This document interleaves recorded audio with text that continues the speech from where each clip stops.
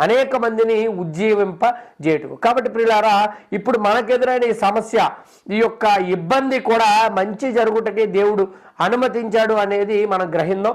ఇంత చెడు జరిగినా కూడా, ఇంతగా మనందరూ బాధపడుతున్నా కూడా, జరిగిన ఒకే ఒక్క మంచి ఏమిటంటే క్రైస్తవులు అందరూ ఐక్యమయ్యారు.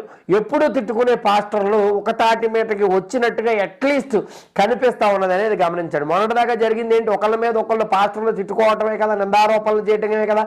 నువ్వు జ్ఞానివి కాదు, నువ్వు అజ్ఞానివి, నేను జ్ఞానినని వారి జ్ఞానాన్ని ప్రదర్శించుకోవడానికి ఇతరులను మరి భ్రష్టు పట్టించే ప్రయత్నాన్ని కదా చాలామంది చేశారు.